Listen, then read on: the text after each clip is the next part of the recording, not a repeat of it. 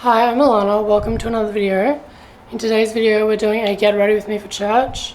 So today I want to talk about a paper that I just read called Notes on Symbol Formation by Segal.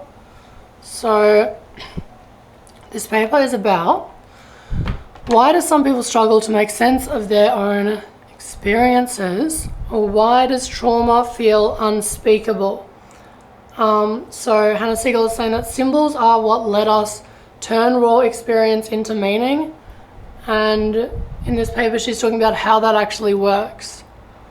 So she says that in the analytical view, the child's interest in the external world is determined by a series of displacements of affect and interest from the earliest to the newest objects, and indeed, how could such a displacement be achieved otherwise than by way of symbolization, right? So like you have early childhood experiences and you feel some type of way about them, but then like you displace those feelings onto other objects. So she says that to consider symbolizing as a three-term relation, i.e. a relation between the thing symbolized, the thing functioning as a symbol, and a person for whom the one represents the other. In psychological terms, symbolism would be a relation between the ego, the object, and the symbol. She says that symbol formation is an activity of the ego attempting to deal with the anxieties stirred by its relation to the object. That is primarily the fear of bad objects and the fear of the loss or inaccessibility of good objects.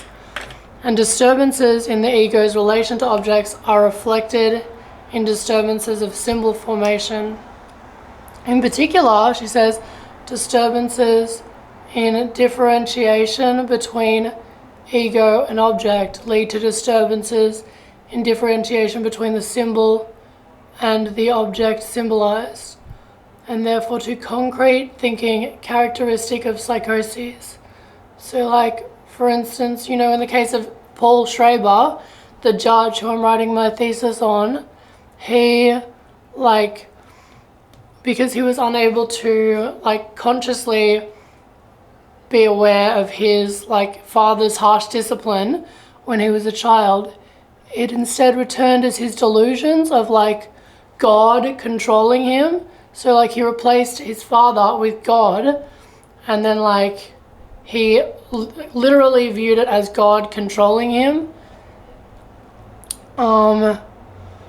Parts of the ego and internal objects are projected into an object and identified with it. She says the differentiation between the self and the ego, between the self and the object, is obscured. Then since a part of the ego is confused with the object, the symbol, which is a creation and a function of the ego, becomes in turn confused with the object, which is symbolized. She notes that Freud postulates that a modification of instinctual aims is a basic precondition of sublimation.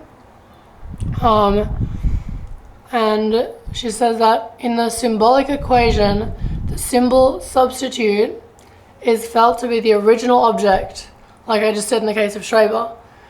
So the God, God controlling him, he's replaced, his father and his memories of his father's harsh discipline with God, and then it's that symbolic equation, the symbol substitute of God has collapsed, and so he thinks that it's literally just God controlling him.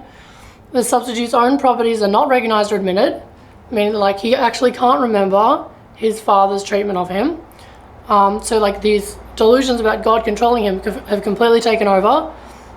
The symbolic equation is used to deny the absence of the ideal object or to control a persecuting one, belongs in the earliest stages of development. She notes that symbol formation governs the capacity to communicate, since all communication is made by means of symbols. When schizoid disturbances in object relations occur, the capacity to communicate is similarly disturbed. So this is what Freud was saying about psychotic patients. Why he did not treat psychotic patients was because